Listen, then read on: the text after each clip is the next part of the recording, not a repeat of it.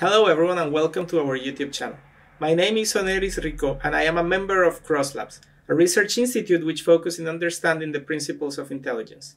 For today's video, we will have a guest interviewing in Felipe Guarin, who will ask questions to Kevin, a member of our research team, who recently this year developed a method to enable AI to create drawings.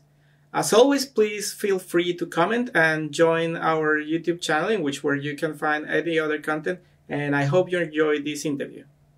Yeah, CLIPDraw, it's this project that I've been working on for the past few months. And I think it's like something pretty interesting related to the AI field. So I guess the main objective of the program is how can we tell computers to generate images from us? And then in the past, computers have been good at generating images that match certain class labels. So we could say, generate me an image of a cat or an image of a human face. But you need a lot of data. So to generate a human face, you need, let's say, a data set of, 10,000 faces approximately. So another challenge is can we generate images that match a textual prompt that has not been seen before? And I think that's where I like CLIPDraw. So CLIPDraw is kind of this program where you can give it a text phrase. You can say like a painting of a starry sky, for example.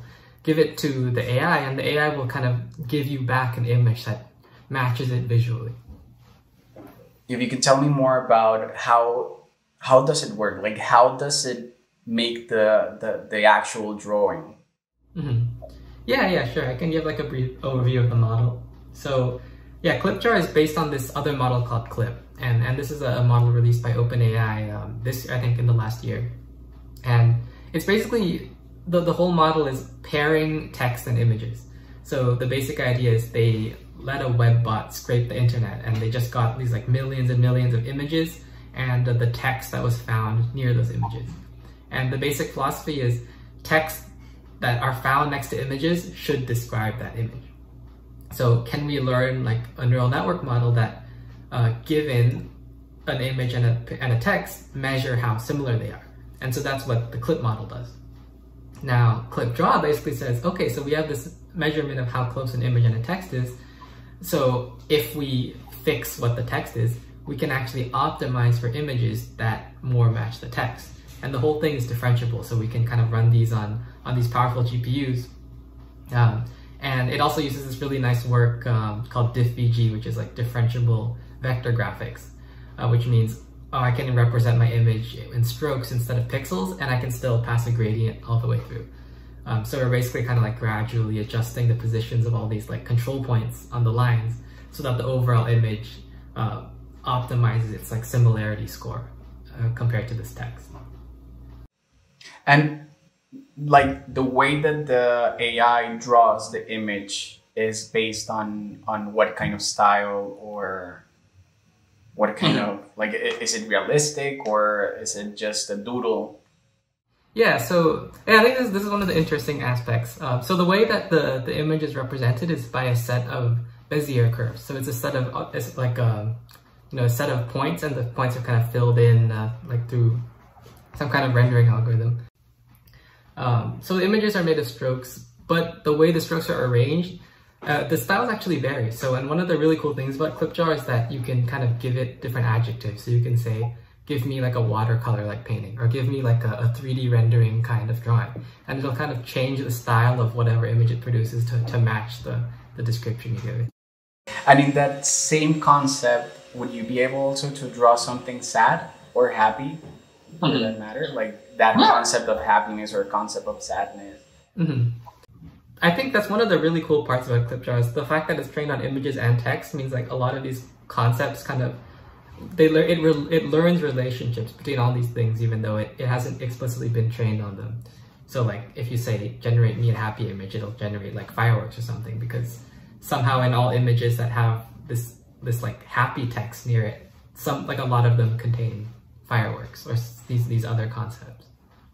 I do think it won't do as good of a job as, let's say, as an artist, there's ways to convey emotion, blues are kind of sad and yellows are more happiness, and there's these kind of cultural techniques that maybe the AI just doesn't know about, but it'll kind of find things on this like conceptual level, which is like, you know, happiness, celebration, draw something related to those aspects.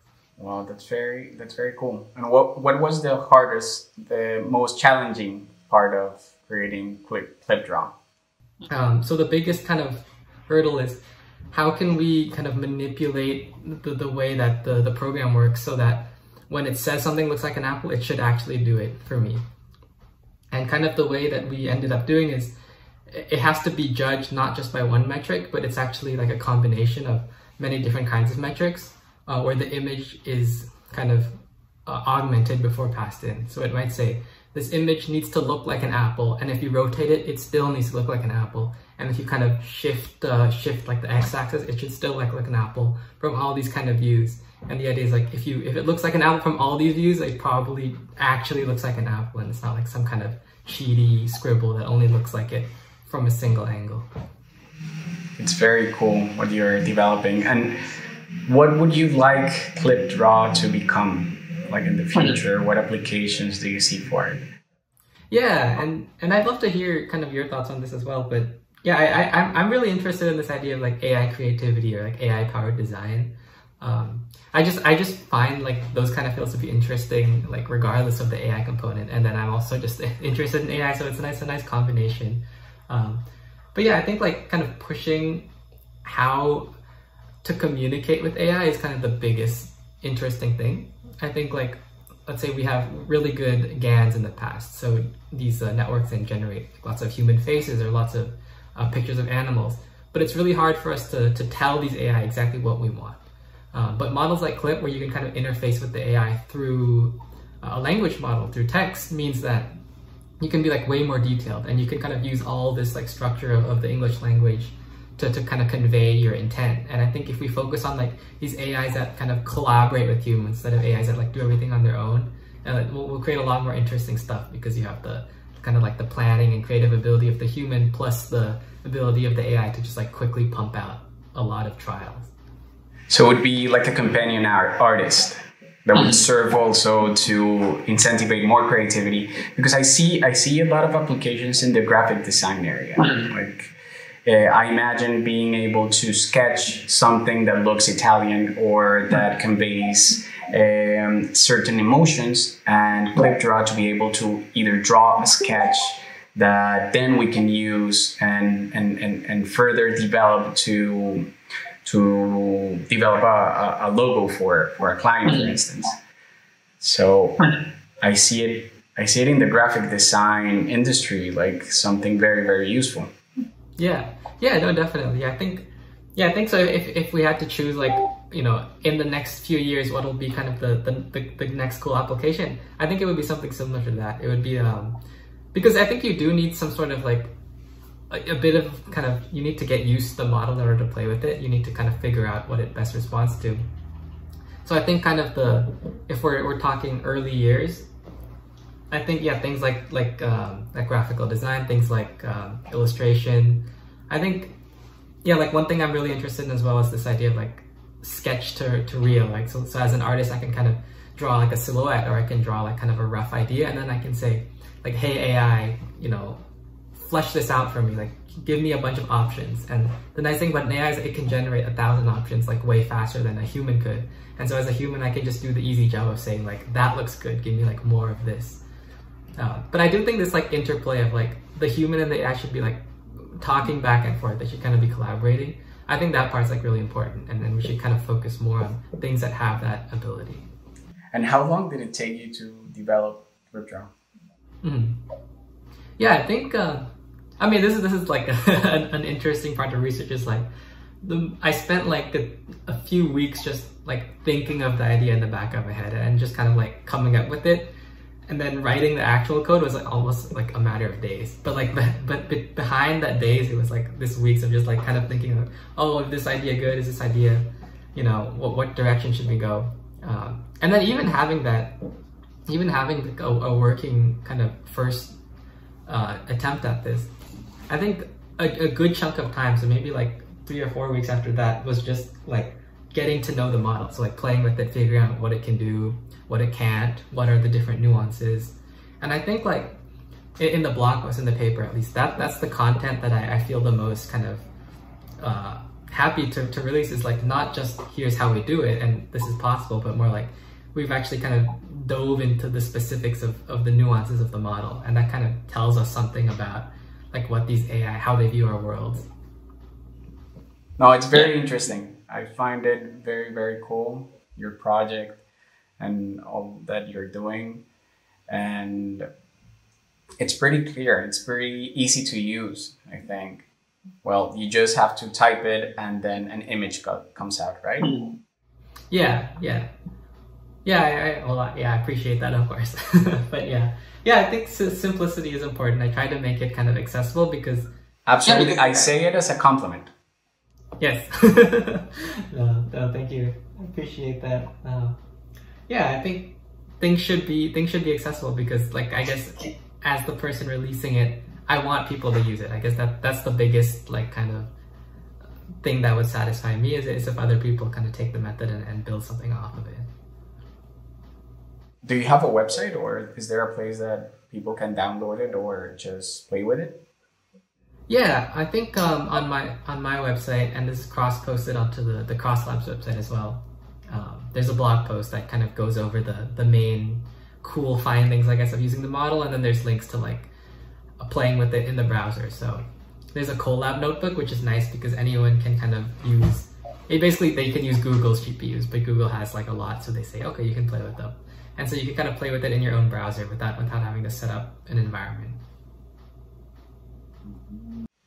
So down the pipeline, are you going to do more styles?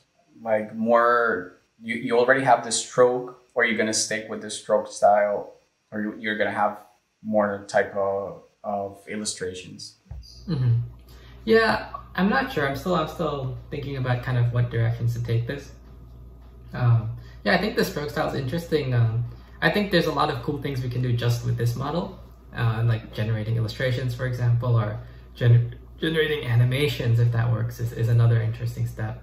Animations? So you would create animations also on the CLIPDraw? I think that would be cool. That doesn't work yet, but I think if played with correctly, we could do something like that. How would that look like? How would that work? Yeah. So, okay, this is I'm brainstorming on the spot here, but I think that there's two options. Option one is like the more in-depth option, which is Clip kind of does images to text, and we were talking about, oh, we could do audio to text, but you could also do video to text. And I think this is something that probably will be attempted sometime in the next like decade because we have things like YouTube. So this data set is clearly out there. We just need to figure out how to process it efficiently. But yeah, if we somehow were able to map videos and text onto the same representation, we could kind of encode like different motions and like say like, oh, this is a video of someone running. And then you could use the same techniques that we've been using on these image text pairings to do image video, and then generate like animations that kind of matched this description phrase. That would be incredible. Like turning text into video, right? Yeah. Yeah, I think, yeah, I mean, it would just be cool. I'm excited to see if that can happen. Yeah, you said you were interested in like design related things as well, right? Is there anything like, I guess, you would like to see in that field that AI could potentially like help with? Yeah, like in abstract concepts, like sometimes when we have to develop a logo, we have to take into account who are we designing for, and sometimes there are some concepts like nationality, or like I said before, emotions that we would like to convey through logos. So if there were some type of tool that could help us find a sketch or a path that we can take into account when we're designing, that would be very helpful for graphic design and branding. Yeah, in terms of colors, lines, symbols. Yeah, that makes sense. Yeah, that's like this. So there's this field of like kind of human-computer interaction that I think as like AI researchers, we probably need to pay more attention to than we do right now. I think a lot of people view AI as this kind of you know, it's its own thing. But really, like on the application side, we want to be able to work with them, like you were saying, like have the AI like help us suggest things, not just kind of like I mean, do everything, because then we have like no control over what it'll do. Yeah, as a tool, it would be amazing for graphic designers to help them like find more ways and maybe just motivate more creativity.